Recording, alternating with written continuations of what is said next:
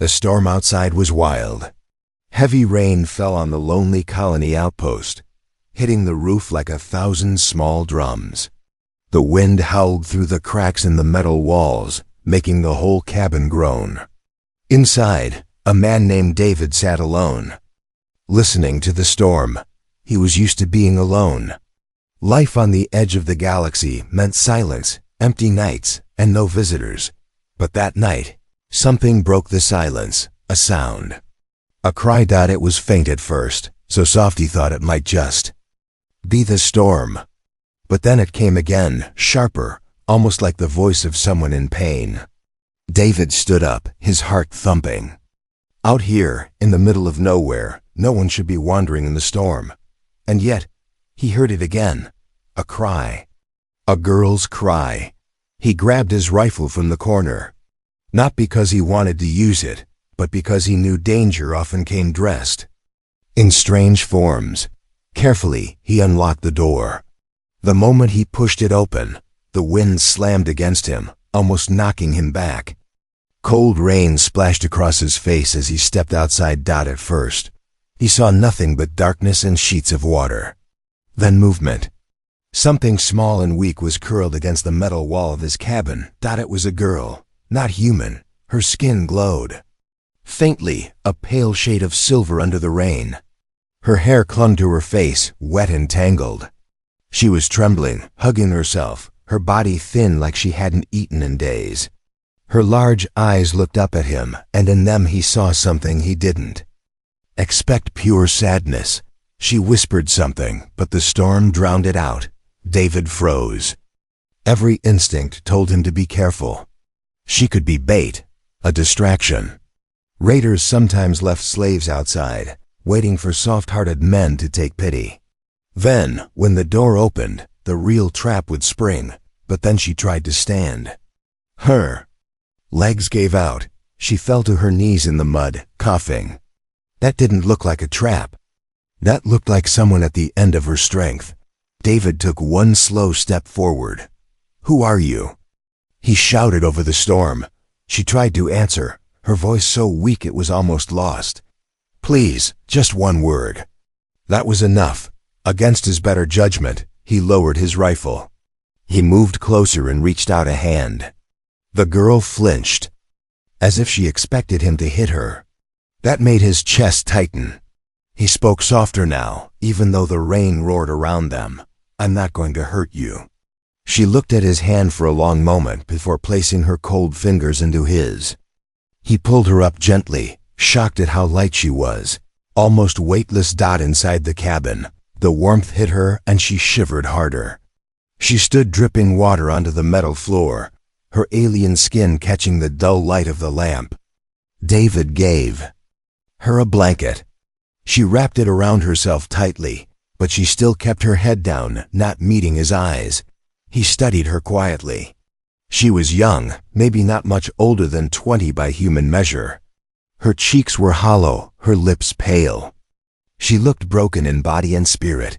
He set a cup of hot water in front of her. "Drink." She obeyed slowly, lifting the cup with shaking hands.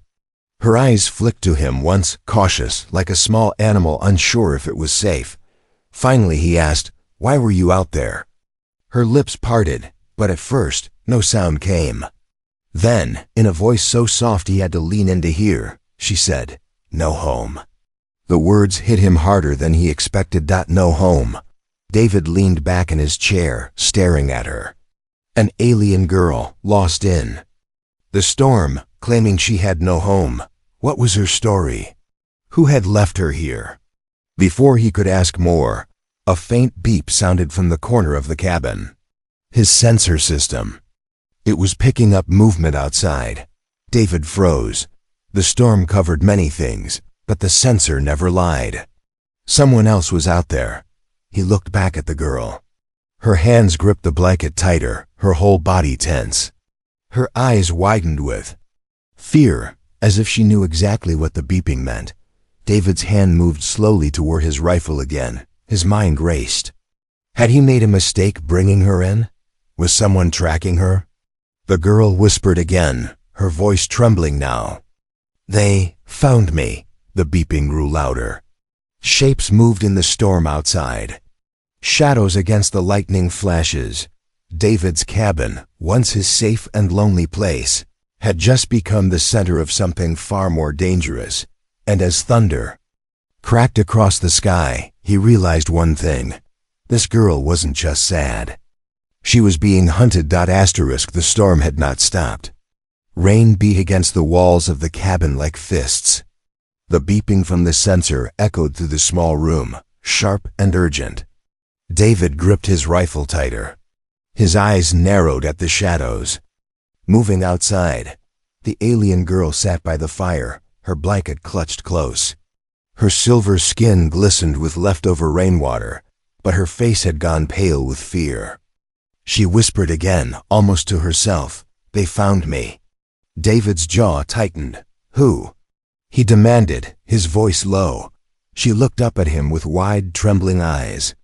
Her lips moved, but she didn't answer right away. It was as if the words themselves hurt her. Finally she whispered, "Hunters." That word carried weight. It wasn't just fear in her tone, it was despair. Outside, lightning flashed, lighting up tall figures moving through the rain. Dark armor glistened. Their shapes were not human. Raiders or worse. David lowered the lamp in his cabin, letting the room fall into shadow. He moved quickly to the window, watching. 3 of them. Maybe 4, searching. Their heavy boots splashed in the mud. They carried long weapons with glowing sights, scanning every corner. One paused, his head turning toward the cabin. David's pulse quickened. Behind him, the girl let out a small sob. She buried her face in her knees. Her body shook not from the cold, but from memories she couldn't escape. David moved closer, crouching in front of her. "Listen to me," he said firmly, keeping his voice steady. "Who are they? Why are they after you?" She looked at him, her eyes shimmering with tears. "They own me," she whispered, her voice so soft he almost didn't hear. "They took me since I was a child. Chains, pain, I ran away. But no one can hide forever." David's chest grew tight. He had seen slavery before, in the outer colonies. Raiders stole from the weak, selling lives like property. He hated it. But something in this girl's eyes, it wasn't just about survival. It was sorrow so deep, it seemed endless. Before he could reply, a loud thud hit the wall. One of the hunters was testing the cabin. David raised his rifle, his heart steady now. "Stay quiet," he whispered to her. The girl nodded, but her hands were trembling too hard to hide. A shadow passed the window. For a long moment, David didn't breathe. The figure lingered, scanning, its weapon glowing faint red. Then it moved on, joining the others. The storm helped. The rain blurred their sensors.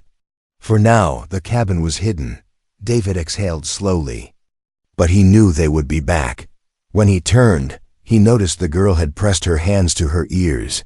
Her lips moved as if reciting something under her breath. He crouched beside her. "What are you saying?" Her voice shook. "Prayers. From my people, to keep the dark away." David watched her, and for the first time, saw something beyond the fear. There was a strength buried in her, faint but real. Like a small flame refusing to die, he spoke softly. "You're safe here. They won't take you again." Her eyes met his, doubtful, like she had heard empty promises too many times. A crack of thunder shook the cabin. The sensor beeped again, closer this time. The hunters weren't leaving. They were circling. David moved to the control panel, switching on the interior defenses. Small drones armed with pulse emitters activated, buzzing low. The girl gasped. Softly, pulling the blanket tighter. "You fight them?" she asked. "I've fought worse," David said flatly. It wasn't bravado. It was truth. Out here, survival meant facing threats bigger than yourself. The girl hesitated, then whispered, "You should not." "They never stop." Her words lingered in the air. "Never stop." David looked at her, studying the fear etched into her face. Whoever these hunters were, they weren't simple raiders. They were organized, ruthless, and they wanted her badly. The beeping grew louder. They were right outside again. David motioned for her to stay low, his rifle aimed at the door. Every second felt heavy, stretched out then, through the roar of the rain. A voice, metallic, cold, "Return the runaway." It called out, echoing across the storm. "She belongs to us." The girl's face crumpled. She shook her head, whispering, "No, no, no." David's grip on the rifle tightened. His blood boiled at the word "belongs." In the silence that followed, the hunters began to pound on the door. The cabin shook under their fists. The girl cried out, hiding her face. David stepped forward, blocking the door with his body.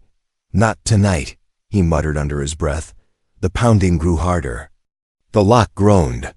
Sparks danced as they tried to cut through. The storm outside was chaos. But inside the cabin, something stronger had been born. David wasn't just protecting a stranger anymore. He was protecting someone who had lost everything. Someone who needed a home. The door bent under the strain. Metal screeched. The hunters were almost through. The girl's whisper floated in the dark again, barely audible. "You can't stop them." David's eyes burned as he raised his weapon. "Watch, me." And with that, the door burst open. The cabin filled with the roar of the storm and the harsh clang of metal. The hunters had forced the door open, stepping into the dim light. Their armor gleamed black and wet, and their glowing weapons pointed straight ahead. David fired first. The pulse from his rifle lit the room in blue light. One hunter stumbled back, sparks flying from his chest plate. The others ducked, their growls muffled under their helmets. The small drones he had deployed whirred into action, zapping with sharp flashes that made the invaders scatter. The girl cried out, covering her ears, but David didn't stop. Every shot was precise, controlled. This was his home, and he was defending it. 2 hunters fell. The last one hissed in a voice that made the girl shiver. "You cannot keep her, human. She belongs to us." David's answer was another burst of fire. The hunter staggered before retreating into the storm, leaving the cabin wrecked but not destroyed. For a moment, silence returned, only the storm. Outside, and the girl's sobs filled the air. David lowered his weapon slowly, breathing hard. His eyes turned to the girl. She sat trembling on the floor, her blanket fallen, revealing faint burn marks on her arms. He crouched beside her. "What are they? Who are you to them?" She shook her head, refusing to speak. Her hands gripped the floor as if the truth itself was dangerous. David's tone sharpened. "If you don't tell me, I can't protect you." Her silver eyes lifted, wide and full of pain. "You can't protect me. No one can." David's jaw tightened. "Try me." The girl swallowed hard. She pulled the blanket tighter and whispered, "They are slavers. Raiders of the void. They steal children.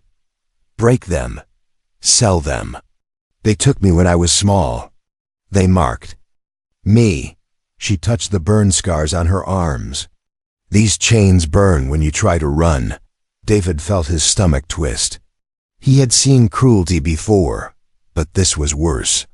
These hunters didn't just want profit, they wanted control. Her voice cracked. "I ran away. I thought I escaped. But they hunt me because of what I know." That caught his attention. "What you know?" Her lips trembled. She hesitated, then whispered, I heard their secrets, where they keep the others." "Where they?" "Hide the ships they use to take more. If anyone knew, their empire would fall." David froze. That meant she wasn't just a runaway slave. She was a threat to their entire operation. He stood slowly, his mind racing. "So they'll never stop chasing you?" The girl lowered her head, tears streaking down her face. "Never." Outside, thunder shook the cabin. A sensor blinked again. They were regrouping. David checked his rifle, his voice hard but steady. Then we'll give them a reason to regret chasing you." The girl stared at him, confused. "Why? Why would you fight for me? You don't even know me." His eyes met hers, cold but sure. "Because no one belongs in chains." The words hung heavy in the small room. For the first time, the girl looked at him not just with fear, but with something else. A spark of hope died before either could speak. A distant roar filled the air. Not thunder engines. A ship was descending. The girl's face went pale. "They brought a vessel. They'll burn everything until they take me." David grabbed supplies from the shelves. Grenades, ammo, extra cells. His voice was sharp, focused.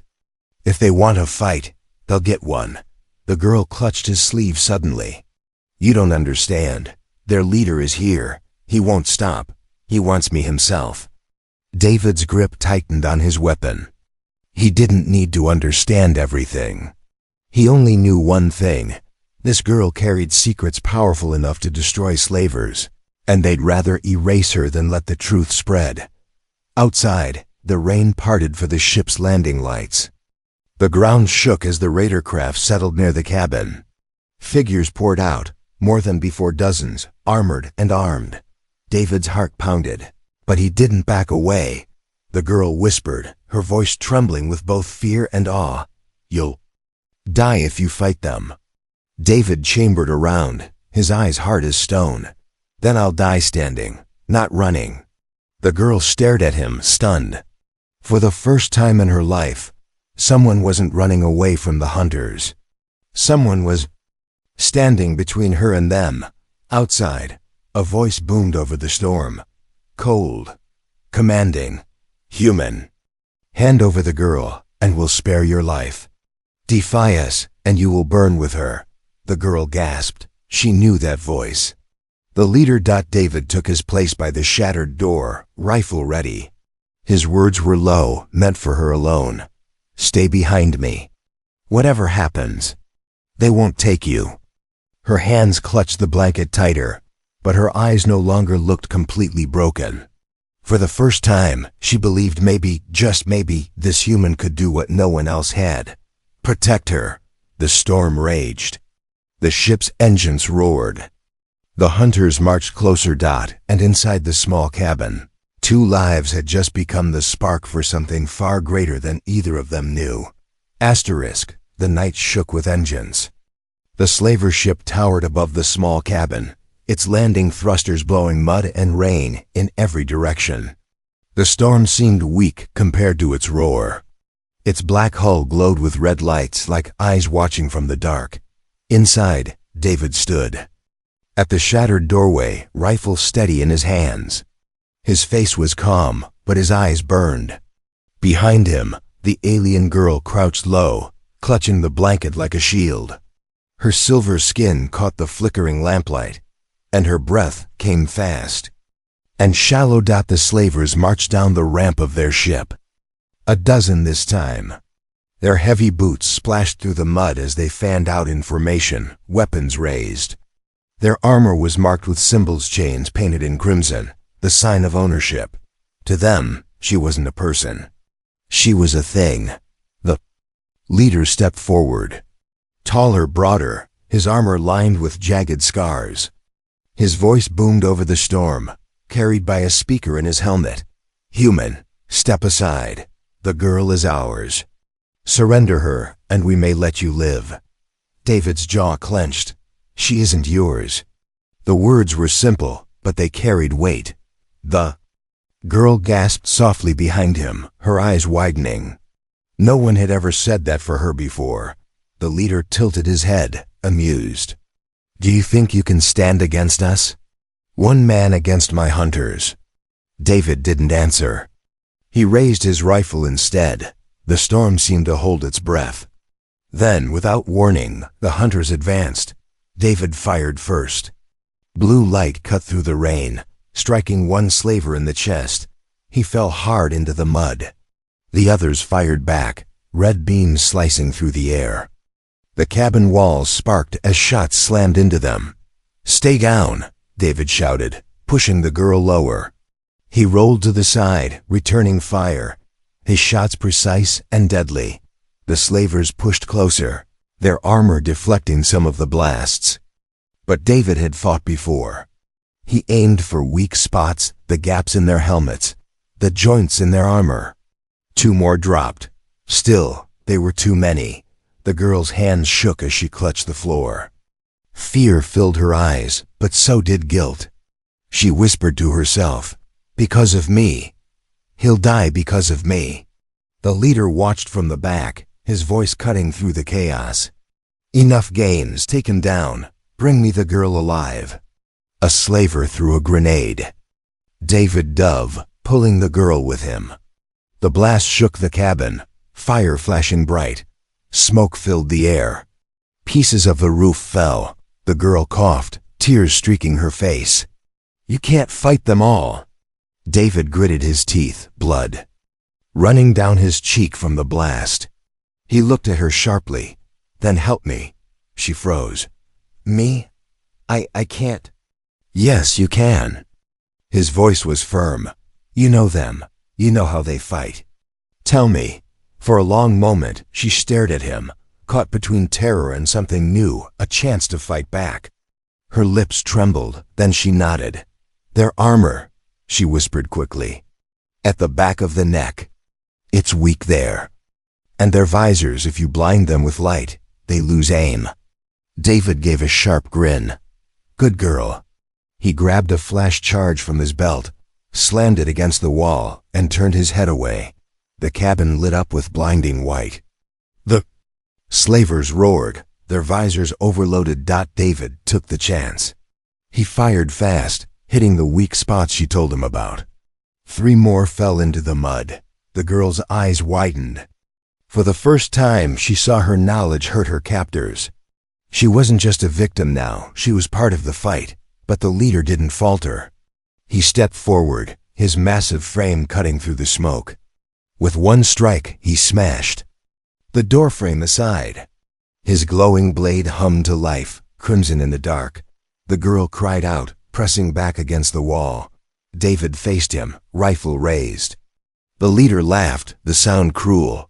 "You're brave, human. But bravery cannot stop." A storm. Their weapons clashed, rifle fire against the slash of the blade. Sparks flew as David blocked, barely dodging the strikes that could cut steel in half. His rifle cracked, and the leader staggered but did not fall. The girl screamed, "Behind!" "You!" David spun, firing at another slaver sneaking through the smoke. The shot dropped him, but in that moment, the leader surged forward, knocking the rifle from David's hands. The weapon clattered across the floor. The leader loomed over him, blade raised high. "You die now."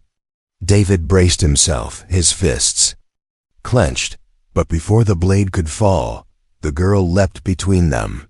She spread her arms, her voice breaking. "Don't. Take me instead." The leader paused, the blade inches from her. His laugh rolled deep. "At last. The runaway remembers her place." David's eyes burned with rage. His voice was sharp as iron. "She's not yours." He lunged for his fallen rifle. The storm outside raged louder, but inside the small cabin, the real war had just begun. The cabin shook with every strike of the leader's glowing blade. Sparks rained down as steel clashed against fire.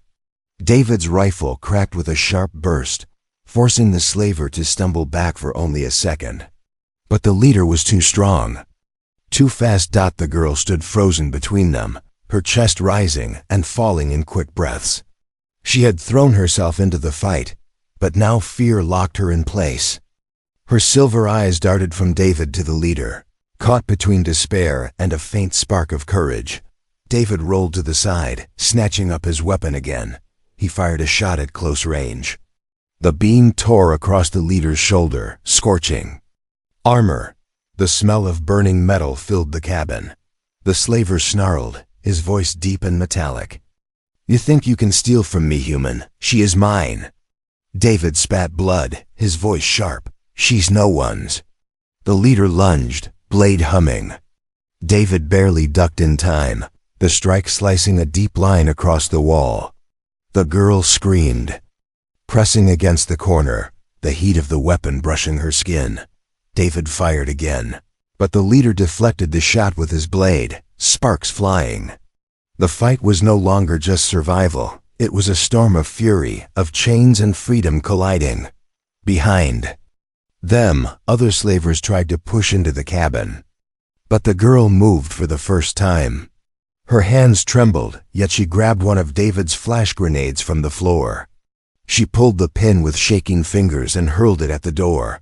A blinding white light filled the cabin. The slavers outside roared, their visors frying. David seized the chance. He fired in rapid bursts, hitting two at their weak spots. They fell into the mud with heavy THUD. The girl gasped at what she had done. For once, she wasn't only running. She was fighting. The leader, however, only grew angrier. He swung his blade with such force that the cabin's roof split open. Rain poured inside, hissing against the hot glow of the weapon. David's arms burned with the effort of blocking, dodging, firing. His body was bruised, his blood ran warm down his cheek, but his eyes never left the leader. The girl shouted suddenly, her voice breaking. His neck, the weak spot behind the plates. David's aim shifted. He ducked under a strike and fired at the exact joint she named. The leader roared in pain, stumbling for the first time. Sparks spat from the damaged armor, but before David could finish him, two more slavers stormed in. One grabbed the girl, yanking her away from the corner.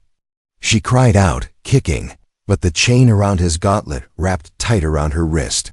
David turned, his blood freezing. The leader laughed, even wounded. You can't protect her forever, human. She will always belong to us. The girl struggled, her eyes locking on David's. Don't let them take me. Her voice cracked, desperate. David's chest clenched. In that moment, he wasn't just fighting raiders. He was fighting the weight of her whole life chains, scars, and sorrow. He roared and charged, firing at point-blank range. The slaver holding her dropped, but another slammed into David, knocking the rifle from his hands. They crashed to the floor, fists and claws striking. The girl scrambled free, crawling toward the fallen weapon. Her hands shook, her body weak. But she wrapped her fingers around the rifle. She hesitated. Could she even pull the trigger? David saw her, his eyes locking with hers. Do it! He shouted through the chaos. Her heart raced. For so long, she had been powerless. But his voice, his eyes, they gave her strength. She raised the weapon, aimed at the slaver pinning David down, and fired. The beam pierced the weak spot in the armor. The slaver fell, lifeless. David rolled free, gasping for air. The girl stared at the smoking rifle in her hands, her whole body trembling. She had never taken a life before. David pushed himself up and placed a hand on her shoulder. His voice was softer now. You saved me. Her eyes filled with tears, not of sorrow this time, but something different. Something new, but their moment ended quickly. The leader, wounded but not beaten, stood tall again. His blade hummed brighter, fueled by rage. He pointed it at them, his voice echoing through the storm. This ends now. Both of you will burn. David stood in front of the girl, battered but unbroken. He raised his weapon again, ready to fight to the last breath. The girl clutched his arm, whispering, "Don't leave me." He gave her a sharp nod. Never. The storm howled louder. The slaver leader stepped forward, and the cabin became a battlefield lit by fire and rain. The fight for her freedom had truly begun. Asterisk, the leader's blade glowed hot, humming through the rain-soaked cabin. Smoke curled from the walls where it had sliced. David stood in front of the girl, his rifle raised, his body bruised and bleeding. The storm outside raged, but inside the cabin, the storm had a face. The girl clung to David's arm, her silver eyes wide with fear. She had helped him fight. But the leader's presence crushed her courage. She whispered, "You can't beat him. He won't stop." David didn't look back at her. His eyes never left the towering slaver. "Then neither will I." The leader lunged. His blade cut through the air, sparks flying as David fired and dodged. Each strike was like thunder, each shot like lightning. The cabin floor split under their clash, rain pouring through holes in the roof. The girl backed against the wall, her chest heaving. She wanted to scream, to run, but something inside her refused. Watching David stand, broken and battered, for her, it lit a flame in her chest. For the first time in her life, someone had chosen her over fear. The leader roared, his deep voice shaking the walls. "You fight like a soldier, human. But soldiers die too." He swung with brutal force, knocking the rifle from David's hands. It skidded across the wet floor, landing near the girl. David stumbled, barely avoiding another slash. The leader raised his blade for the final strike, but the girl moved. She grabbed the rifle again, just as she had before. This time her hands were steadier. Her voice trembled, but it carried through the storm. "You will not chain me again." She fired. The shot struck the weak joint at the back of the leader's neck. His armor sparked, his body jerking with the impact. He staggered but did not fall. His helmet turned toward her, and his laugh was cold. "Little runaway. Do you think you can kill me?" He advanced toward her. David roared, charging from the side. He tackled the slaver, both of them crashing into the wall. The blade hissed inches from David's face, burning the air. With every ounce of strength, David forced the weapon aside. "Run!"